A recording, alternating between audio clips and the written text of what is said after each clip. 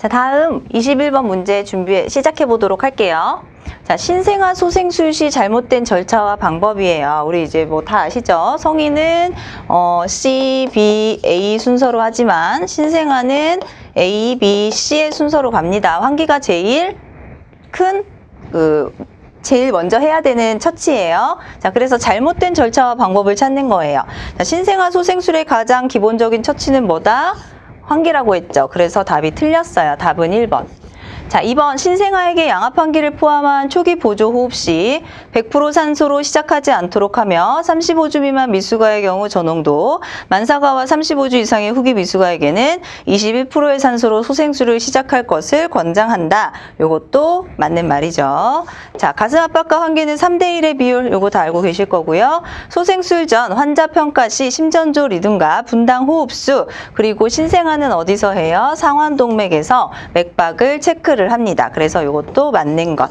그래서 답은 몇 번이다? 1번이다. 자, 밑에 해설해 보시면 2023년에 개정된 게 있어요. 영아소아 심폐소생술 시 참고사항에 보시면 나머지는 다 동일한데 전문 기도 확보가 달라졌습니다. 6초에 한 번씩 분당 10회 호흡을 하는데 만일 자발 호흡이 유지되지만 호흡이 적절하지 않으면 3에서 5초에 한 번씩 분당 12회에서 20회 호흡한다. 이렇게 바뀌었죠. 그리고 환자의 나이가 어릴수록 호흡을 더 빨리 하지만 과환기는 주의해라. 이렇게 되는 게 2023년도에 개정이 됐으니까 주의해서 잘 보시도록 하시고요. 자, 그리고 원래 수정 전에는 심정지 원인이 6H5T였어요. 그렇죠? 이거 다 아시죠? 이론적으로. 그런데 수정이 되면서 이게 5H5T로 바뀌었습니다. 그래서 저혈량증, 저손사증, 그리고 산증, 고칼륨증, 저칼륨증, 저체온증, 이 H가 여기서 하나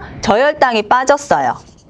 저혈당 빠졌어요. 그래서 요거 잘 기억을 해주시면 되세요. 6H5T로 기억하시면 안 돼요. 5H5T로 하시고 빠진 건 저혈당이다 라고 기억을 하시면 되겠습니다. 넘어갈게요. 자, GCS를 평가하는 세 가지 척도, 이것도 그냥 딱 답이 나와야 돼요. 이거는 뭐 사실 10초 만에 풀어야 되는 문제죠. 글라스고우 혼수 평가 사정 도구 말하는 거죠. 뭐뭐 있어요? 뭐뭐 있어요? 눈뜨기 반응, 언어 반응, 그리고 운동 반응 이렇게 있죠. 그래서 의식 상태 분류에 필요한 글라스고우 스퀘어를 평가하는 세 가지 척도는 답은 몇 번이다? 답은 3번. 눈뜨기, 언어, 운동 반응. 자, 각각의 눈뜨기 기능에는 뭐가 있는지, 언어에는 뭐가 있는지, 운동 기능에는 어떤 게 있는지를 다 보셔야 돼요. 자, 눈뜨기는 4점이 만점이죠. 그쵸? 눈뜨기는 4점. 그리고 언어는 몇 점? 5점. 자, 운동은 몇 점? 6점. 자, 그래서 이 혼수 상태를 평가를 할 때의 점수 방법은 어떻게 해요? E1, V2, M3 해서 GCS는 6점 이런 식으로 기록을 하고 평가를 하시면 되겠습니다. 자, 그리고 추가된 게 있어요. 추가된 거. 다 반응이 없어요. 다 혼수 상태, 다 반응이 없을 때는 어떻게 한다? 이런 기록을 써준다. NT. 이게 무슨 소리냐면 non 테스타블. 자, 테스트할 수가 없었다. NT 해서 요거는 각 항목별 측정 불가 시 1점을 줍니다. 그래서 NT라고 기록을 해 주셔야 되고요. 환자를 다른 의료진한테 인계를 할 때 고지를 해줘야 된다. 2023년 추가된 부분이에요. 기억하세요. NT. 넘어가겠습니다. 자, 다음 중 ICA 인팍션에 관련된 설명은, 자, 사실 제가 이런 질환에 대한 거는 너무 전문서적에 이제 여러 가지 설명이 많이 나와 있어서 모의고사 출제를 잘 안 하려고 했었는데 그래도 이제 뇌졸중에 대한 기본적인 거니까 설명을 드리도록 할게요. 자, 여기 이제 다 배우셔서 아시죠? ICA 있고 그 다음에 여기 MCA 있고 위에 ACA가 있어요. 여기에 ICA, MCA, ACA. 자, 여기에 다 C는 세레브랄을 뜻하는 거를 알고 계시죠? 세레브랄 아테리를 뜻하는 건데 얘만 캐로티드입니다. 그쵸? 그래서 사실 이쪽에서 막히면 위에 있는 질환이, 이쪽에서 정말 제대로 막히면 위쪽에 있는 질환이 다 나타나게 되어 있어요. 이런 해부학적 원리를 잠깐 이해하시면 되겠고요. ICA는 뇌경동맥을 말하는 거죠. 뇌경동맥 경색 시에 관련된 설명이 뭐냐, 뭐가 맞는 거냐. 자, 이거는 맞는 걸 고르는 겁니다. 전체 뇌경색의 50%를 차지하는 차지하는 건 밑에 해설을 쭉 읽어보세요. 전체 차지하는 것은 누구다? 얘는 MCA다. 자, 반맹증이 나타난다. 반맹증도 MCA. 자, MCA가 인팍션이 생겼을 때는 상하부로 나뉩니다. 그래서 상지가 막혔을 때는 어떻게 된다? 하부가 막혔을 때는 어떻게 된다? 각각의 증상이 다르기 때문에 증상에 대한 것을 알고 계셔야 되겠고요. 상지보다 하지의 마비가 심하게 나타나는 특징적인 건 ACA예요. 그래서 이것도 알고 계시면 되고, 자, ICA 인팍션에 관련된 설명 중에 맞는 것을 고르는 거죠. ICA 인팍션이 오면 일시적인 시력 소실이 나타나요. 그래서 답은 4번이 되겠죠. 자, 일시적인 시력 소실 말고도 이거는 여기가 이제 목부 이거 캐로티드잖아요. 여기에서는 이제 죽상 경화증이 호발이 잘 되고요. 반대층 마비가 되고 전반적인 실어증이 옵니다. 왜냐하면 MCA가 이제 실어증에 관한 그 아테리 신경을 가지고 있는데 여기서 막혀버리면 이쪽에도 당연히 문제가 생기겠죠. 여기서 막혀서 혈류가 적게 올라가면 당연히 이쪽에서도 문제가 생길 수밖에 없으니까 이제 여기서는 막히면 이제 실어증이 나타나게 되는데 여기서도 그래서 실어증 증상이 나타날 수가 있습니다. 각각이 다 연결이 돼 있어서 그런 거예요.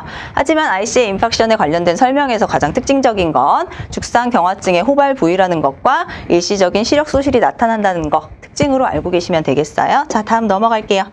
2번부터는 조금 이제 빨리빨리 넘어가도록 하겠습니다. 충분한 설명을 드렸으니까. 자, 다음 중 뇌졸중 의증 환자 중에서 의식이 있는 환자에게 할 수 있는 선별 검사로 옳지 않은 것은 물어보는 거예요. 그쵸?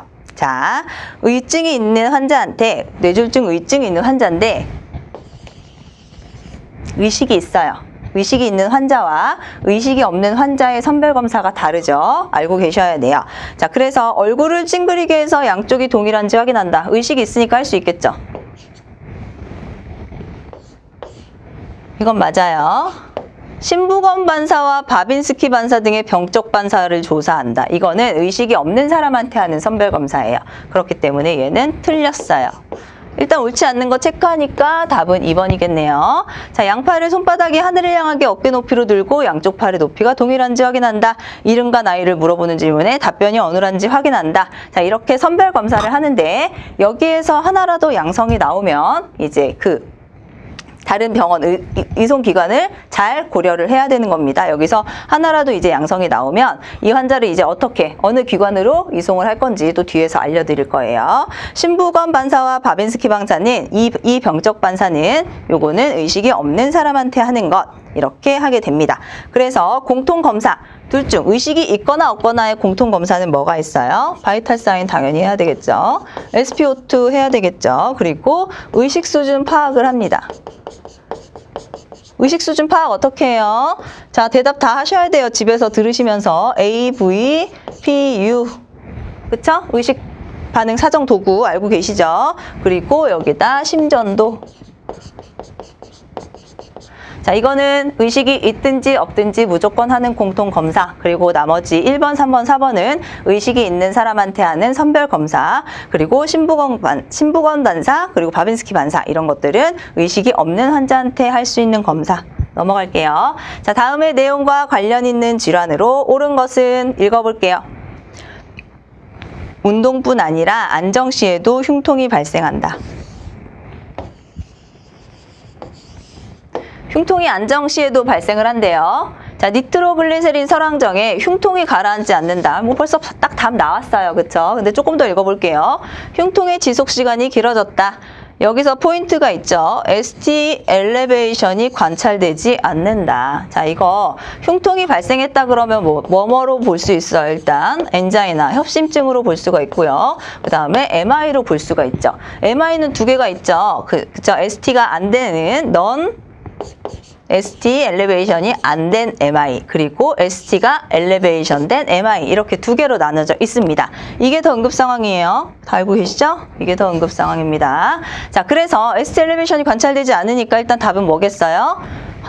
안정 시에도 흉통이 발생하고 MI는 니트로글린 설화정에 반응하지 않아요. 이거 먹어도 흉통이 가라앉지 않습니다. 흉통이 만약에 니트로글리세린을 먹었다. 근데 가라앉았다. 그렇게 했으면 그거는 엔자이나예요. 안정형 협심증이라고 해서 그거는 이제 흉통이 가라앉고 안정 시에도 안정하면 흉통이 가라앉는 건 이제 그 스테이블 엔자이나라고 합니다. 근데 엘리베이션이 관찰되지 않으면서 니트로글리세린 설화정에 반응하지 않아요. 그리고 안정할 때도 흉통이 있어요. MI 중에서 NSTEMI 3번 이렇게 체크하시면 되겠어요. 넘어갈게요. 자, 급성 관상동맥 증후군 환자의 처치로 틀린 것 볼게요. 급성 관상동맥 증후군 환자의 처치로 틀린 것을 보도록 하겠습니다. 자, O2를 공급하고 침상 안정을 취해준다. 당연한 말씀. 조절되지 않는 흉통에는 모르핀을 사용할 수 있다. 사용할 수 있죠? 모르핀 사용할 수 있어요. 그렇죠? 흉통에 사용할 수 있는 약물이에요. 자, NSTEMI의 경우 아까 말했죠. ST 엘리베이션이 안 된 MI를 NSTEMI라고 했어요. 이거의 경우에 고위험 환자가 아니더라도 관상동맥 조영술을 실시한다. 이거는 틀린 답입니다. 자, ST 엘리베이션이 된 MI에 비해서 NSTEMI는 그렇게 완전한 응급 상황은 아니에요. 같은 응급 상황이긴 하지만 증상과 통증이 심하지 않으면 먼저 이런 중재술을 하는 게 아니라 약물 치료를 먼저 시행을 해요. 약물 치료나 이런 것들을 하거나 아니면 고위험 증상, 고위험 환자거나 고위험 증상을 표출하고 있을 때 하는 것이지 고위험 환자가 아닌데도 무조건 관상동맥 조영술을 실시하지 않습니다. 그런데 단 어떻게 돼요? STEMI, ST가 엘리베이션 된 MI는 바로 관상동맥 조영술을 준비를 하죠. 그쵸? 자, 니트로글리셀린은 복용 방법이 있어요. 어떻게? 5분 간격으로 최대 3회까지 투여한다. 이거는 맞는 말이에요. 그래서 26번의 답은 3번 되시겠습니다. 넘어갈게요. 자, 골절 발생 시 일반적인 부목을 고정할 때 부목을 고정을 한대요. 스플린트나 이제 캐스트 같은 거를 말하는 거겠죠? 자, 이런 걸 고정을 해요. 부목 고정 전후에 손상 부위, 원위 부위의 땡땡땡 상태를 평가를 해야 된다. 이거 뭘 평가를 해야 되냐? 다음 괄호 안에 들어갈 말로 알맞은 것은 이거 뭐예요? 이거 우리 다 알아요. 그쵸? 자, 순환 운동 감각. 만져봐서 느낌 있으세요? 발가락 깜짝깜짝 해보세요. 자, 그리고 피부색 봅니다. 순환 운동 감각 CMS 평가하죠. 넘어갈게요. 28번. 골절이 의심되는 경우 일반적인 응급처치 라이스. 나이스 아니에요. 나이스 아닙니다. 라이스예요. 그쵸? 라이스가 뭐예요? 밑에 해설에 있네요. 레스트, 아이스, 컴프레션, 그리고 엘리베이션을 라이스라고 합니다. 자, 응급처치로 알맞게 묶인 것은 밑에 제가 지금 다 설명드렸어요. 그냥 영어로 된 거 한글로 찾으면 돼요. 뭐예요? 답 몇 번? 답은 4번. 레스트, 아이스, 컴프레션, 엘리베이션. 그쵸? 그래서 답은 4번이다. 넘어가겠습니다. 자, 중증 화상으로 전문 화상센터에서 치료를 의뢰해야 하는 경우가 있어요. 화상 환자인데 중증 화상이라서 전문 화상센터로 꼭 가야 되는, 의뢰를 해야 되는, 그래야지 치료 효과가 더 높아지는 경우가 있습니다. 언제냐? 이거를 크리티컬 번이라고 하죠.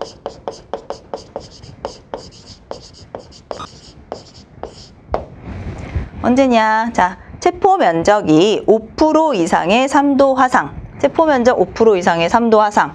있어요. 그쵸? 찾는 건데 있어요. 답이 바로 3번이네요. 자, 다른 거 볼게요. 그럼 왜 안 되냐? 체포 면적 20% 이상의 2도 화상. 이거는 체포 면적 20% 이상의 2도래요. 그래서 틀렸어요. 자, 그리고 또 언제? 얼굴, 목, 손, 발, 회음부 관절에 2도 이상 화상이 아니라 몇 도? 1도라고 되어 있으니까 틀렸죠. 그쵸? 2도예요. 동반된 중증 외상이 존재하지 않는 경우가 아니라 존재해야 돼요. 그랬을 때 중증 화상센터로 치료가 유익한 경우입니다. 그리고 여기에 포함되지 않은 한 가지가 더 있죠. 중증 화상으로서 가는 거. 여기에 플러스. 알고 계시겠지만 써드릴게요. 전기,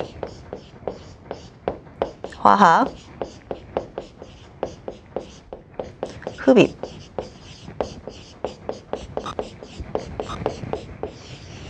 이렇게 있을 때도 중증 화상으로 전문 화상센터에 치료를 의뢰해야 하는 경우에 포함이 됩니다. 그래서 요거까지도 같이 알고 계시면 되세요. 5가지. 자, 그리고 화상 면적을 보는 룰 오브 나인이라고 해서 구의 법칙 있죠? 구의 법칙.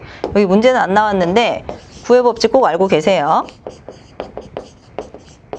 뭔지 다 아시죠? 머리 뭐 9, 손, 발, 몸통 해서 99 해가지고 해서 계산하는 법 알죠? 그래서 어디에 환자가 화상을 입었다. 전체 부위에 몇 프로를 입었냐? 이런 식으로 문제가 나올 수 있기 때문에 이 9의 법칙, 화상 법칙 꼭 알고 계세요.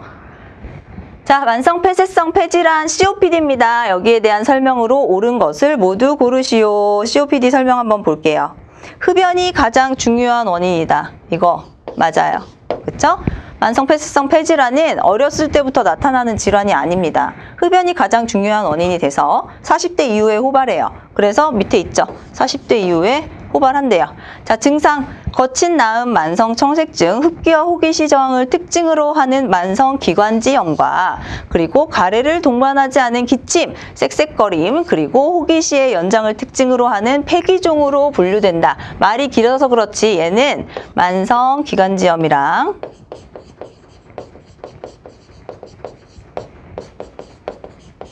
폐기종 이렇게 두 개로 분류가 된대요. COPD는. 그래서 이것도 맞아요. 이거는 지침에 이렇게 나와 있습니다. 어떤 전문 서적에는 이 COPD에 천식도 들어가고 다른 것도 들어가는 것이 있어요. 그런데 우리 119 구급대 지침에는 이 COPD의 정의를 만성기관지염과 그리고 폐기종으로 했고 천식을 따로 빼놨어요. 그렇기 때문에 저도 마찬가지로 이 만성기관지염과 폐기종을 이렇게 증상으로 넣어놨습니다. 분류한다고. 자, 알레르기로 발생 가능성 큰 거 뭐예요, 얘? 천식. 그쵸? 자, 증상, 개 짖는 듯한 기침소리 및 발열 동반. 이거 뭐예요? 쿠룹.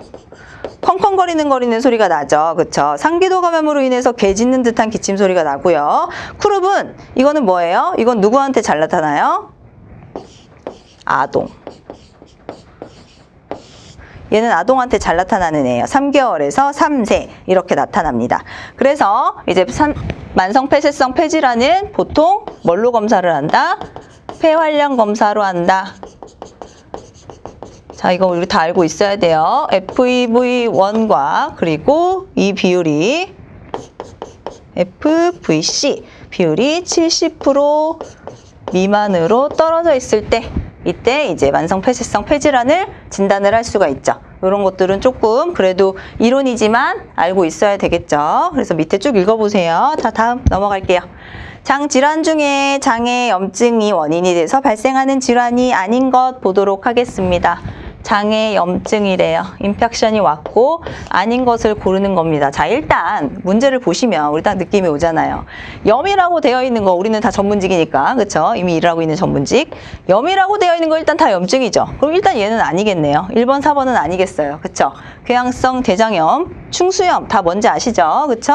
맹장 끝에 붙어있는 충수에서 나타나는 충수염 그리고 궤양성 대장염은 대장의 점막과 대장 점막하에 국한된 염증을 특징으로 하는 원인불명의 만성질환. 크론병은 뭐예요? 크론병은 입에서 항문까지 소화관 전체에 걸쳐서 그 만성 염증성 장질환이 나타나는데 농양이랑 누공을 일으켜요. 굉장히 아프고 괴로운 병이죠. 그쵸? 이거는 자가면역 질환이기도 해요. 그래서 여기에 대해서 봐서 염증이 그럼 얘도 염증. 아닌 것은 과형성 폴립. 폴립은 뭐예요? 우리 내시경 할 때도 폴립 많이 떼죠? 그쵸? 대장 점막에서 흔히 발생하면서 유종양성 병변으로 직장 내 상피의 과형성, 그 직장 내에 그 점막에 계속 염증이 생기면서 거기가 생기고 살이 더 떼이다 보니까 그 상피가 이상해진 거예요. 변형이 생긴 거예요. 그래서 생기는 것들이 이런 폴립이죠. 과형성 폴립. 이거는 염증 때문에 생기는 게 아닙니다. 그쵸? 유종양성 병변이에요. 직장 내 상피의 과형성으로 생기는 겁니다. 그래서 답은 2번. 자, 장폐색이 발생한 환자에게 시행할 수 있는 응급처치를 모두 고르도록 하겠습니다. 장폐색이 발생했대요. 장폐색 다 아시죠? 쉽게 말씀드리면 장이 막혀 있어요. 장폐색이 발생한 환자한테 시행할 수 있는 응급처치. 장폐색이 발생한 환자한테 할 수 있는 응급처치랑 처치는 가장 중요한 거 뭐 있어요?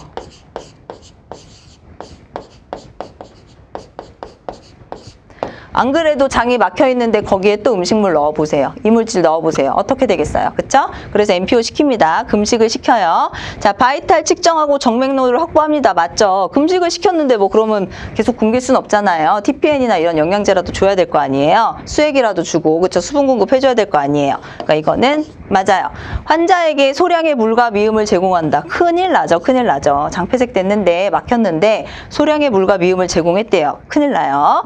자, 여러 차례에 걸쳐서 체위를 변경해준다. 이것도 맞습니다. 장폐색이 됐는데 체위를 계속 변경을 하면 그 꼬이고 막힌 장이 풀어지는 경우가 있을 수도 있어요. 그렇게 그게 완전한 치료 방법은 아니지만 그럴 수도 있기 때문에 이렇게 체위를 변경해 주는 건 맞습니다. 자, 렉탈리그잼. 렉탈리그잼을 시행해서 블리딩 여부를 확인한다. 이거는 뭐냐? 이거는 언제 하냐? 상부 소화기계 출혈 시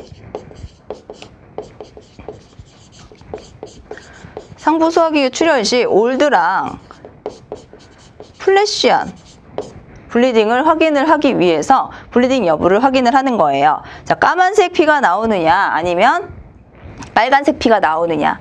상부 소화기계에서 블리딩이 되는 경우에는 아시죠? 까만 피가 나와요. 그리고 하부에서 나올 때는 선홍색 피가 나옵니다. 그래서 그 블리딩 여부를 확인하기 위해서 하는 거는 이 블리딩 여부 상부 소화기계에서 지금 피가 나고 있냐 없냐, 출혈이 되고 있냐 없냐 이거를 보는 거지 장폐색이 발생한 환자한테 하는 응급처치가 아니에요. 그래서 얘도 틀렸어요. 자, 처방에 따라서 L튜브를 삽입할 수 있도록 도와준다. 선생님 L튜브는 이거 음식 주는 거 아니에요? 아니요. L튜브를 삽입하는 이유는 여기서 음식을 주려고 L튜브를 주는 게 아니라 어떻게 해요? 장의 압력을 감소시켜요. 감압과 흡인의 목적으로 씁니다. 이거를 음식을 투여하기 위해서 L튜브를 삽입을 하는 게 아니라 이거는 감압과 흡인이 돼요. 장에 지금 압력이 높아져 있기 때문에 장이 꼬였고 지금 폐색되어 있잖아요. 그래서 장의 감압을 도와줘서 장이 압이 되면서 풀어지면서 장폐색된 부분이 풀어지라고 L튜브를 삽입할 수 있도록 도와주는 거예요. 그래서 답은 몇 번이다 모두 고르라고 했으니까 기억, 디귿, 미흡 답은 2번이겠네요. 이렇게 문제를 푸시면 되겠습니다. 넘어갈게요. 자, 비뇨 생식기 손상 발생 시 응급처치 방법으로 옳지 않은 것은 보도록 하겠습니다. 등이나 요도 끝에 묻어나는 혈액이 없는지 확인한다. 비뇨 생식기 손상에서 사실 제일 많이 발생하는 거는 밑에 답이 있기는 한데요. 신장 쪽에서 제일 많이 손상이 발생을 해요. 그래서 등이나 요도 끝에 혹시 어떤 외상성 손상이 없는지 확인하기 위해서 혈액이 있는지 없는지 확인을 합니다. 그래서 이거는 맞는 답. 신장 파열 등으로 환자가 수축기 혈압이 90mmHg 미만이래요. 이럴 경우에는 어떻게 돼요? 지금 막 피가 안에서 뭔가 나고 있다는 뜻이죠. 쇼크의 징후예요. 그렇기 때문에 18게이지 이상으로 정맥로를 1개 이상 확보한다. 이것도 맞는 말. 자, 비뇨 생식기 손상과 생식기 손상이 가장 흔하게 발생하므로 비뇨 생식기 손상은 생식기 손상이 가장 흔하게 발생한대요. 그래서 손상 기전 및 사고 발생 당시 상황을 확인한다. 생식기 손상이 아니라 생식기의 절단, 생식기의 손상 이게 아니라 어디 손상? 신장에 대한 손상이 가장 많이 발생을 합니다. 흔히. 그렇기 때문에 답은 일단 3번. 자, 단독 손상보다는 동방 손상이 흔하대요. 이거 무슨 말이에요? 단독 손상, 신장이나 아니면 비뇨기계 단독 손상보다는요.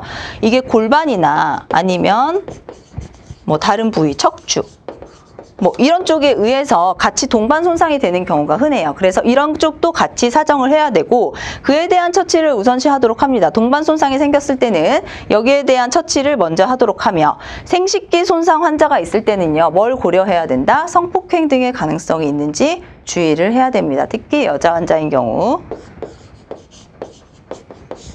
여자 환자에서 생식기 파열이 됐거나 찢어졌거나 질의 열상이 있거나 하는 경우에는 이제 성폭행 등의 그런 가능성도 우리 구급대원은 고려를 해 주셔야 돼요. 아시겠죠? 자, 다음 넘어가도록 하겠습니다.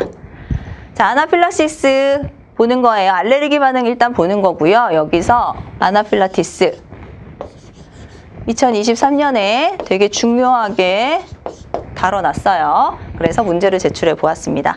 아나필라티스는 과민 반응 알레르기 항원에 대한 방언 기전으로 IgE 항체가 분비되어 증상을 유발하는 것입니다. 이 전신적 반응을 나타내는 과민 반응은 몇 형인가요? 다 아시죠? 답은 1번. 그쵸? 그래서 답은 1번 체크하시면 되고요. 이 형은 뭐예요? 세포 독성, 뭐 있어요? 수혈 반응, 뭐 이런 것들 있어요. 다 설명 안 할게요. 그리고 사명은 뭐예요? 면역 복합제, 자가 면역 질환이죠. 자, 면역 복합제. 자꾸 글씨가 이상해지네. 예쁘게 써볼게요. 류마티스 같은 자가 면역 질환 같은 것들을 말할 수 있겠고요. 자, 타입 4 이거는 뭐예요? 지연형. 이거 뭐예요? 얘는 접촉성 피부염 같은 것들 해서 밑에 항체랑 매개 물질 피부 반응 검사 그리고 예시 이런 거 다 들어놨으니까 그거 잘 확인하셔가지고 표는 잘 숙지해 주시면 되겠습니다. 죄송해요. 물 좀 먹을게요.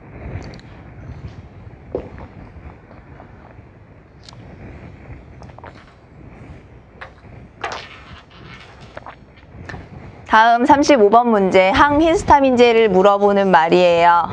이거 양리학 뒤쪽에 나와 있어요. 지침 양리학 뒤쪽에. 항히스타민제는 두드러기, 발적, 소양감 등의 알레르기성 반응에 관여하는 히스타민의 작용을 억제하는 약물이에요. 억제하는 약물. 우리 알고 있어요. 이거 잘 알고 있죠. 그런데 이 항히스타민제는 어떻게 나뉘냐? 1세대와 2세대로 나뉩니다. 그래서 다음 중 1세대 항히스타민제로 바르게 짝지어진 것은, 이런 문제 제일 싫어요. 그죠? 다 외워야 되니까. 뭐뭐 있어요? 클로로페니라민, 트리프롤리딘, 피프린 히드리네이트, 히드록시진, 메퀴티진, 디펜히드라민, 디펜히드리네이트, 메클리진 이렇게 나와 있죠. 그쵸? 119 구급대원 현장 응급처치 표준 지침에 나오는 약물이에요. 1급 1세대와 2세대가 나눠져 있어요. 그래서 답은 몇 번이다? 4번. 해설 보고 1급과 2급에 어떤 히스타민제 약물이 있는지 이 정도는 알아두셔야 됩니다. 뭐 사실 우리가 양리학과 병리학, 아까도 말했지만 해부학, 생리학을 다 공부하고 나온 전문직이기 때문에 사실 막 이렇게 양리학이나 병리학, 생리학 이런 쪽에서 많이 나올 것 같지는 않아요. 하지만 이거는 구급대원 지침에 들어있는 많이 사용하는 약물을 설명해 놨기 때문에 문제를 넣어놨어요. 그래서 이거는 그렇게 문제를 푸시면 되겠습니다. 자, 다음은 세균성 이질과 관련된 설명이다. 틀린 거는 세균성 이질 뭐예요, 이거? 이거 감염성 질환이죠.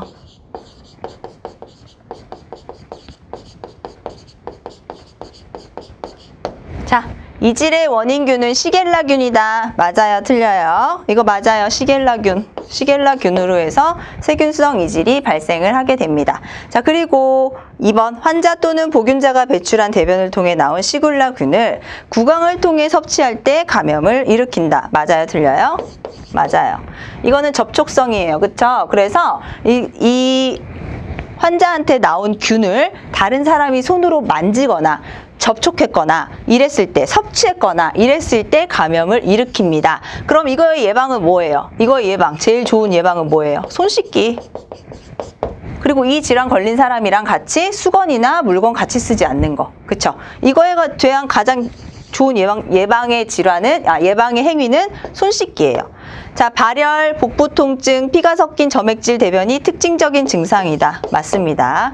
자, 예방접종을 시행하는 것이 가장 중요하다. 아직 세균성 이질에 관한 예방접종이 안정성이 확보된 게 나오지 않았어요. 그렇기 때문에 답은 4번. 이렇게 체크하시면 되겠습니다.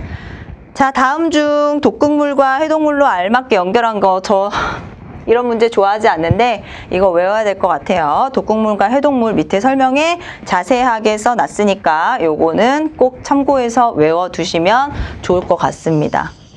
이걸 알고 있어야지 독극물에 중독된 사람, 약물에 중독된 사람을 빨리빨리 사정하고 처치할 수 있을 거 아니에요. 그쵸? 자, 그래서 볼게요. 답은 일단 3번.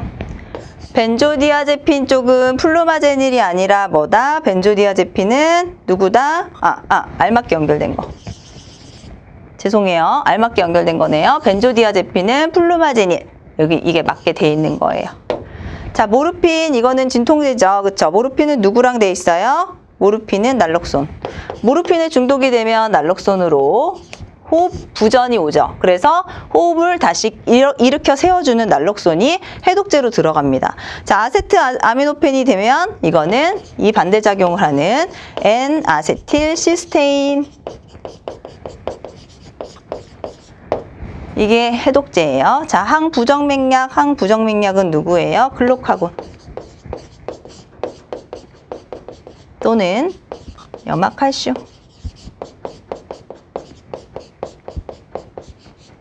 이렇게 되어 있고요. 밑에 있는 표는 다 안 읽어 드릴 테니까 이거는 잘 외우셔야 될 것 같아요. 문제에 잘 출현이 될 것 같은 느낌이 있습니다. 자, 다음 보도록 할게요. 급성 출혈 결막염, 얘 뭐예요? 얘도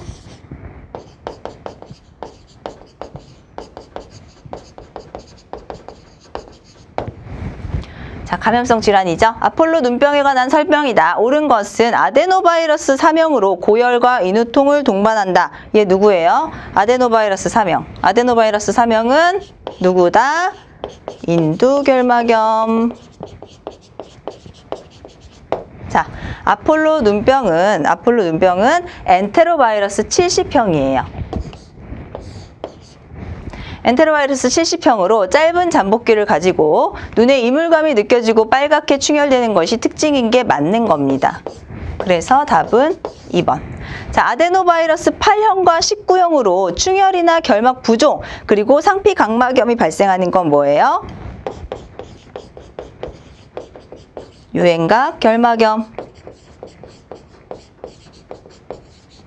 자, 아토피 나왔어요. 아토피 질환과 동반해서 발병하며 눈꺼풀 염증과 유두결막염, 각막 상피 결손 등을 동반하는 건 누구다? 아토피가 결막염. 자, 밑에 해설에 다 나와 있어요. 요거의 각각의 특징과 증상 알고 계셔야 돼요. 요것만 알고 계시라고 문제를 낸 게 아니라 요거 다 하면서 제가 읽어드렸죠. 그쵸? 안구에 대한 질환이에요. 그리고 감염성 질환입니다. 그래서 요거에 대한 증상이라든지 진단 같은 거 다 알고 계셔야 돼요. 다음. 자, 노인의 선망 증상에 대한 설명이다. 틀린 것을 고르시오라고 되어 있어요. 선망 문제를 풀 때는 다 아시겠지만 치매와 구분을 합니다. 자, 간단하게 구분을 할게요. 선망은 급성, 그리고 치매는 만성. 선망은 빠르게, 치매는 서서히. 선망은 공격적, 치매는 우울감. 이런 식으로 큰 특징으로 나뉘어요. 물론 이게 다 대표적인 증상은 아니지만 보통은 이렇게 나뉘어집니다. 자, 노인의 선망 증상에 대한 설명이다. 틀린 것을 골라보자. 자, 주로 낮에 심해지고 밤에 호전된다. 이거 바로 틀렸네요. 그쵸? 선망 증상은 낮에 오히려 괜찮아집니다. 그리고 밤에 심해져요. 밤에 심해지는 게 뭐예요? 이거 뭐라 그래요?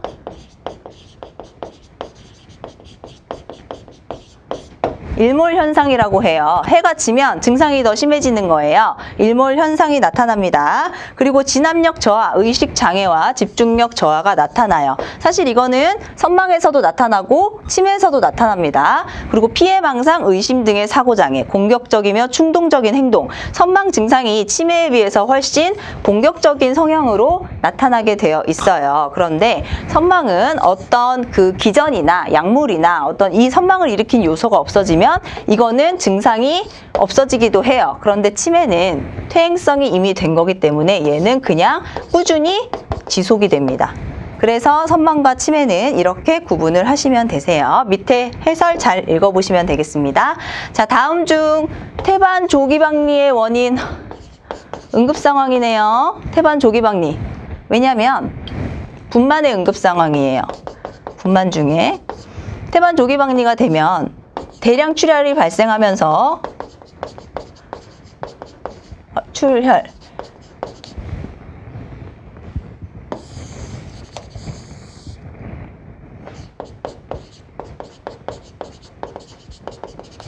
조기 박리가 뭐예요? 태반이 떨어져 나갔죠. 아기한테 영양소나 이런 필요한 물질들이 공급되는 게 태반인데 태반이 떨어져 나갔어요. 그러면 대량 출혈이 동반이 되면서 아기의 생명이 위험해질 수 있죠. 태아의 생명에 위협을 주는 굉장히 응급한 질환입니다. 태반 조기박리의 원인이 있어요. 도대체 뭐냐? 고령산모.